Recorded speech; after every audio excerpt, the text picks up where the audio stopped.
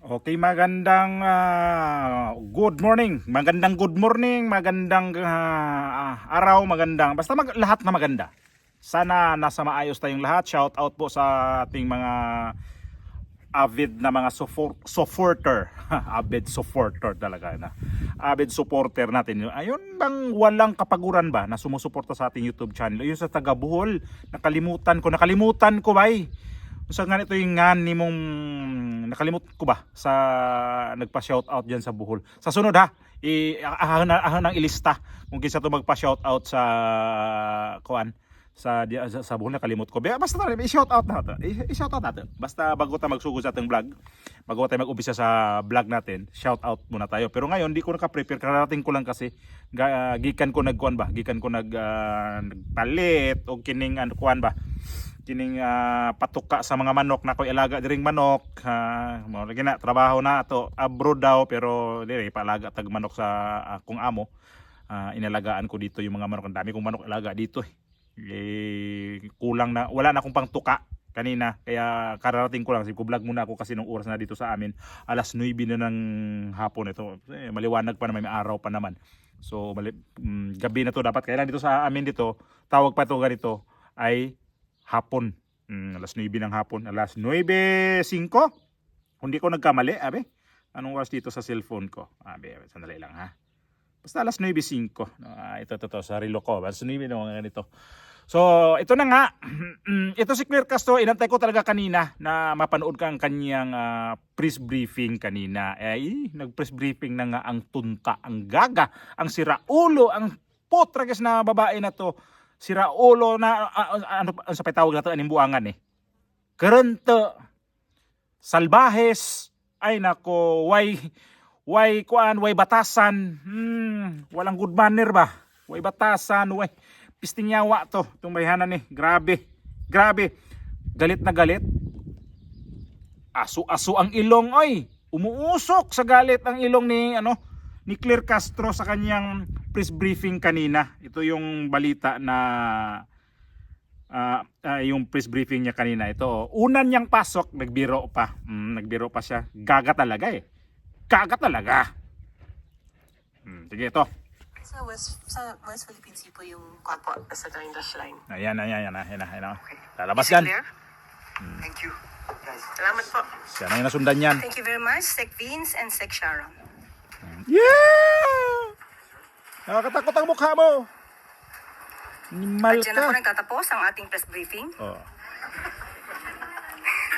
Okay, pwede na po tayong tumanggap ng inyong mga katanungan. Galit yan. Tawa-tawan. po mula kay Ivy Reyes. Gusto ko yung inyong mga reaksyon ha. Tingnan nyo ha. Yung mga media. Yung mga press. Taga media man. Hi, Yusek. Good afternoon po. News of the late Paulo Tantoco's death revealed Unang-unang tanong. overdose and remains an open investigation. Since he's part of the First Lady's Di ko kasi we know na-restrict the ako. First Lady will Nag-vlog na comment ako. on this. And from Nag-vlog the na ako niyan. Malacanang Kailan po, the na-restrict? presidential sister released a statement. Senator Amy is calling for a comprehensive report from the palace to dispel further speculation. Nakakalungkot Ayan yung mukha niya. Sumagot na. dahil yung mga pribadong tao na nagluluksa ay nadadamay sa pamumulitika. Ginagamit ng ibang mga obstructionists Obstructionist. para masira Fake news. ang First Lady, First ang Lady. Pangulo at ang administrasyon na ito. Nakakahiya ang kanilang mga ginagawa. Sino? Unang-una, si Mr. Paul Tantoco ay hindi po kasama sa official entourage. Pero sa kasama sa FL or ni Coke. First Lady ng unang ginang. di nga daw kasama sa si Paulo Paulo Contis o Paulo Balestero. Ito si Paulo Paulo Tantoco di daw kasama sa entourage. Ito yung makikita natin ngayon, magpakinggan ninyo itong press con niya, yung niya kanina ay hindi totally sinagot kung ano ba talagang dahilan na ang pagkawala sabihin nila ang pagkawala, kasi nga na-restrict ako nito. Mayroon akong video nito. Kaya lang si YouTube, ni-restrict ako dahil sa mga na yan, COCAIN tapos DRU, spellingin ko na, DRUG. Yes. Yon. Na-restrict ako. Taktal to si YouTube na to eh. Ngayon, hindi to klarong sinagot niya. Kung ating pakinggan ang kanyang mga sinasabi dito, panghihiganti pa din. Umuusok na nga ilong niya sa kagagalit nito sa mga media, umuusok ang ilong niya dito sa kagagalit sa mga political opponent, yung mga kalaban-kalaban sa politika, lahat, pati journalist nga nito inaaway talaga niya eh. Ganun katindi, ganun kabastos, ganun kawalang hiya itong si Claire Castro. Napaka-unprofessional. Abogada ka naman sana manang. Ay kuskun ka. Pakinggan natin ha. Ulitin ko, hindi malinaw o klaro ang sagot ng Malacanang sa pangyayari nung time na yon na si Tantoco ay inabot doon sa hotel na kasama ba talaga niya itong si First Lady Marcos. Wala talaga siya ditong sagot na magkasama sila. Kaya lang, concrete ba? Concrete ba ng kuwan? Sagot dito. Wala gyud. Nakakahiya dahil gumawa sila Yun lang. ng peking police report. Yun lang naman. Peke na naman. Naturingan journalists, mga dating spokespersons, Nako. hindi marunong mag-imbestiga ng sarili.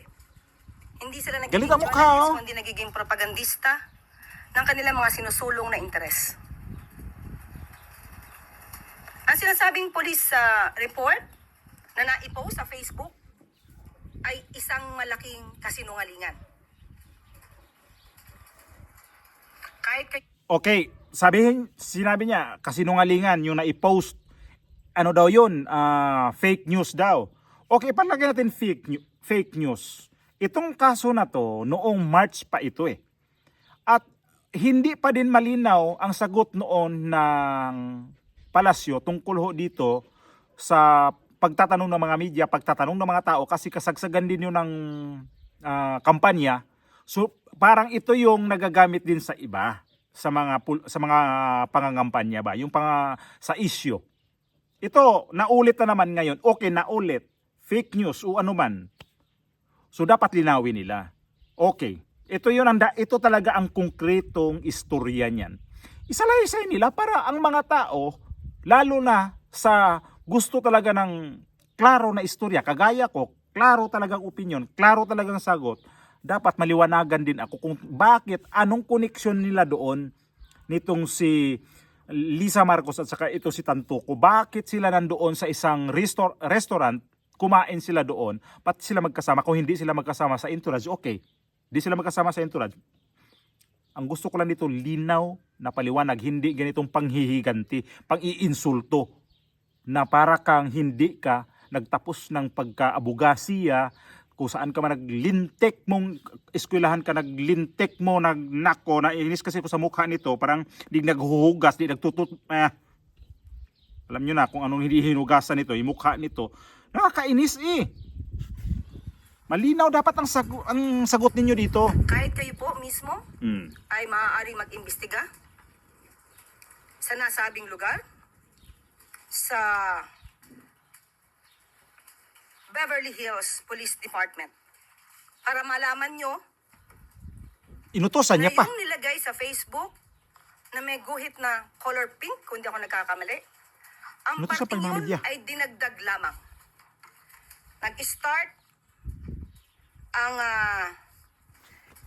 mga salitang, and I quote, "and the cause of initially suspected to be drug overdose," up to the word Miro. Yan po ay dinagdag lamang. Ito ay mga gawain upang masira ang unang ginang, ang Pangulo, at ang administrasyon na ito. Para sa Klaro ko lang ho to, pag edit ko nito, na pag sinabi niya yung mga sinasabi ko kanina na mga Coca-Cola na yon, yung Coke, kayo na magdagdag doon, tapos may karugtong pa. Pag hindi nyo marinig yun sa sinasabi niya, kinat ko yun, minimute ko, kasi restricted na naman ako nito pag isali ko. Kasi sobra talaga sa YouTube sobra talaga. Pag nagmumura ka dito, pag nag-ano ka mga ano dito, i-restrict ka niya. Although, hindi naman restrict talaga na ma-strike ako, hindi yon.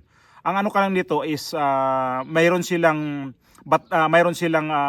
rules na hindi ako pwede na pwede akong makita niyo itong vlog na to, kaya lang mayroon silang tatanggalin doon, halimbawa mga advertiser, kailangan din natin yun, yung mga advertise.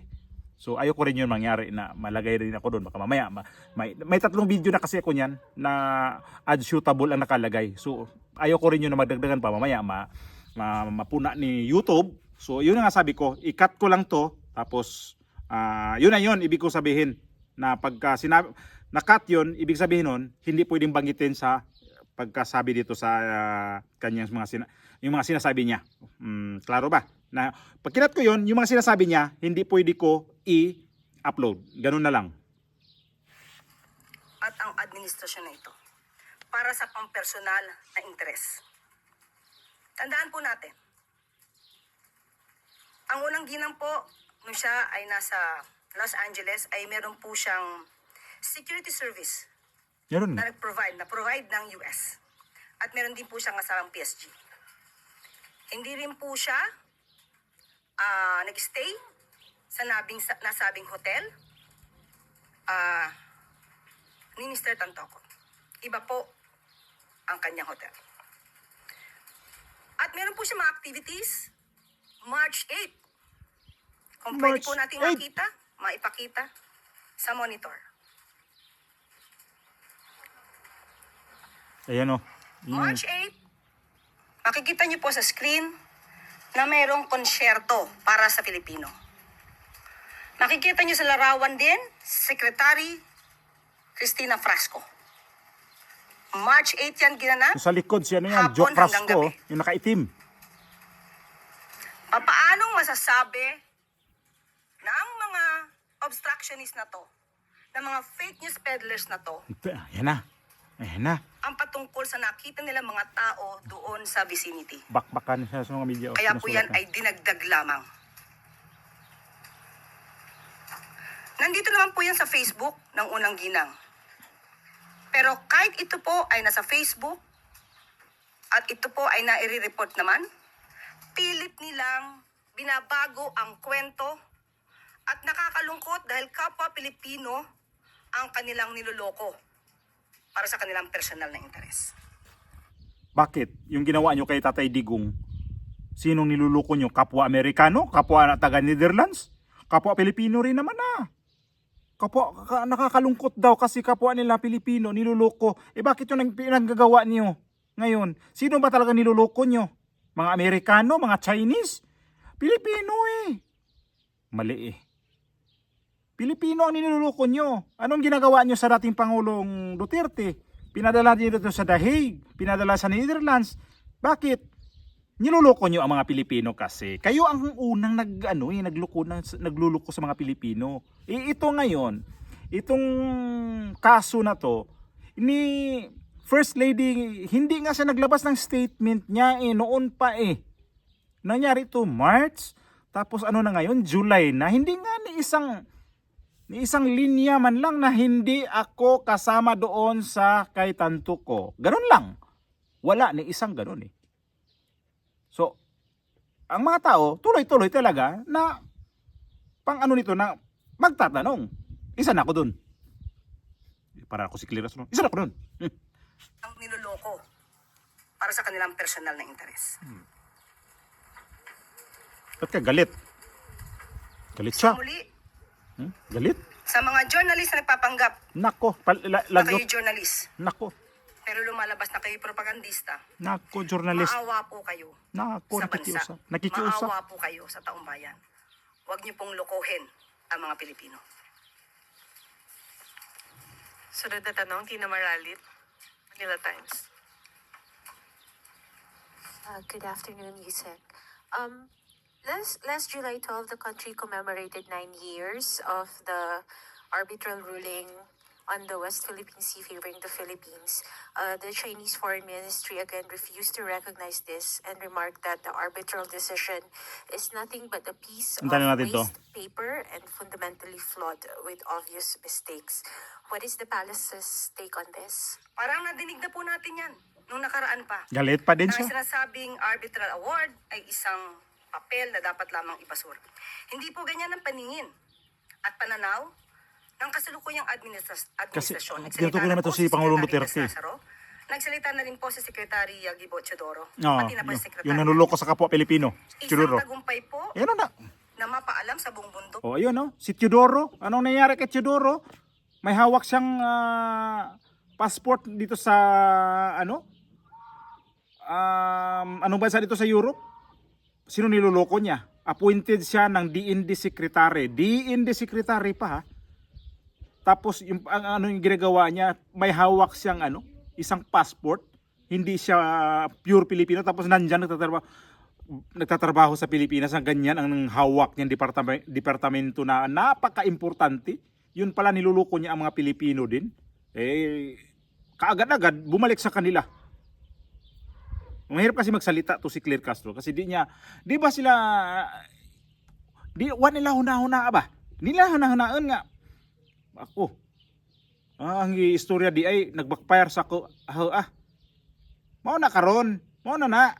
Nagalamya mo. Tigbak mo ba? Isang tagumpay po na mapaalam sa buong mundo kung ano ang ipinaglalaban natin at kung ano ang para sa Pilipinas at para sa taong bayan. Muli, ang Pangulo hindi isusuko ang soberenya, ang karapatan Sino ba nasusuko? ng bansa. May sinusuko at ba si ng bayan, Pangulong Duterte? kahit kanino pa man. Buang ka. Follow up lang po, Yusek. What would the palace like to convey to the countries who continue to stand by the Philippines with regard to the issue on the WPS? Muli, tayo ay lahat Pilipino. Dapat po tayo ay nagkakaisang ipaglaban kung anong meron tayo. Malabo. Manatili po tayo maging pro-Philippines, makabansa, makabayan. Huwag natin tularan ng iba na Pinaparinggan. not pro any country. Pinaparinggan na naman yung mga Duterte oh. Ang mga media, iwas din ha. Dalawang tao lang nagtatanong nito tungkol ho dito sa kay Tantuco. Ito yung pangalawang tanong oh. Ito yung pangalawang media na nagtatanong nito sa News 5 itong si Halili. Pakinggan natin. Next po, Marisol Halili, TV5. Ito yun. Ito yung follow up. Magandang hapon. Just to follow up on Tantoco case, I would like to reiterate that Senator Amy Marcos issued a statement urging Malacanang to release a comprehensive report about what happened, the whereabouts of the First Lady. Do you see a need for this? Are you going to heed to this call? Yan siya oh. Nagsalita na po ako ngayon. Pinaliwanag na po natin. Umuusok talaga siya sa lahat ng galit. mga Umuusok. katotohanan. So, wag po tayo kasing maniwala masyado sa drama, sa gimmick, sa gawa-gawang kwento. Siguro din tayo po bilang miyembro ng media, kaya din po natin alamin kung ano ba talagang katotohanan dito. So, sasabi ko na po, yung police report na yan, it's a fake document. Pero how's the First Lady, Yusek? Walang, Tingnan mo. okay lang siya. Okay Alam lang niya siya. kasi po yung katotohanan. Okay lang siya. Sa totoo lamang po ayaw niya sana to nang lumaki pa dahil ang administrasyon na ito ay para ipakita Mali. ano bang ginagawa ng Pangulo, Mali. anong trabaho ng Pangulo, at paano ba kami magtrabaho para sa taong bayan. Pero pilit na ginigiba, pati ang unang ginang, para maapektuhan ng Pangulo at ang kasalukuyang administrasyon. Pero wala pong ikinababahala ang unang gilang dahil alam po niya ang katotohanan at makikita mismo ang mga records na yan. So ang dapat mabahala dito, yung mga naninira sa kanila dahil hindi nila magigiba sa gamit na to, ng mga fake news na to, ang administrasyon na ito. So yun yung dalawa lang ang nagtatanong tungkol ho dito sa kay ko na sabihin ng First Lady, parang nang libakag ang balibo ng buwangan na. Kapangit-pangit pagdagway tapos mag First Lady pa. Lisa Marcos na lang no? Yung si Lisa ba? Kung ayaw nyo sagutin, bakit nyo kung ayaw nyo sagutin, mayroon talagang something, may something wrong, di ba? Kasi, dapat kasi ganyan, malaking issue yan eh. Kung sinasabi niya na nakakahiya tayong Pilipino, totoo nakakahiya tayong mga Pilipino.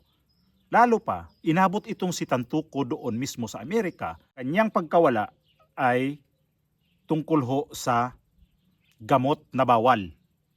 Dapat kasi talaga to linawin. Kasi dito tayo nakasalalay dito. Okay? Pag nakakita ka halimbawa, ang mga tao nito alam doon, ang mga Pilipino ay Pilipino ka pala, Tapos nalalaman nila na ang may natigok sa hotel na yon na isang Filipino at kasama yung asawa ng presidente, damay tayo eh. Kahit kami dito sa ibang bansa, dito sa Europe halimbawa, ito sa bansa lang namin, dito sa Spain halimbawa. Damay ha. Kasi nga ito yung presidente natin ngayon, anak to dati ni Marcos Sr. Yung amo nga namin kilala ang mga Marcos kung ano ang mayroon sa mga Marcos. Lalo si Imelda Marcos lang yung babae naming amo. Dito ang sabi, ay ang asawa ng presidente niyo, ilang pares ng sapatos yun, ang dami-dami. Samantala ako pag bibili ako ng sapatos, sabihin na sa asawa ko na ano ka gayahin mo yung si Imelda Marcos, di kilala sa kanilang walang hiya nga gawain. So damay tayo mga Pilipino pag nandito tayo sa ibang bansa, lalo pag yan. Asawa ka ng presidente, dapat kagalang-galang ang mo diyan, ang attitude mo diyan sa ibang bansa. Tapos ganyan, hindi nga nyo kayang ipaliwanag eh. Paliwanag ba yun? Galit na galit ka sa mga media, journalist. Parang manahimik na lang kayo dito. Parang hindi na lang masabi yung ganun. Pero yun, sa tantyak o sa kanya sasabihin, yun na yun eh. Fake news na naman, peddlers na naman, ginigaba ang administrasyong ito. Hindi to ginigiba, clear. Hindi ginigiba ang administrasyon ito, kaliwanagan dito sa ginagawa ng asawa ng presidente na si Raulo din. Kung hindi ba naman talaga gumagamit ng ganyang bawal talaga, ma-attempt mo yon na hanggang ngayon manahimik ka lang tapos ayaw niya palakihin, pwede ba yun pag ako mismo, asawa ng presidente, maglabas na ako ng statement, magpapriskon na rin ako. Harapin ko to. Ayaw ko to idaan sa tago-tago. Kasi nakakahiya na nga eh. Buong Pilipino nito, buong Pilipinas nakakahiya ang ginagawa ng asawa ng presidente. E paano kung totoong-totoo talaga to? O lalabas talaga ang tunay nitong istorya. Ito, ayaw pa nga talaga niyang aminin eh. Ay, sukwa naman talaga. Alam mo, magmura ka na talaga dito sa kay Claire Castro talaga. Sarap ba? Kukuha ka na lang manika tapos tusukin mo na lang para gawin barangan ba? So, kung kayo naman dyan sa palasyo, ayusin nyo kasi ang inyong pamumuno. Kasi kaming ordinaryo, kami ang lagi nagtatanong, ano ba talaga ang bansa natin ngayon? Lalo na ganyan na may mga hindi maganda talaga ang imahe natin sa ibang bansa. So, natural magtatanong kami. Natural, magbusisi kami dyan sa mga ginagawa ninyo.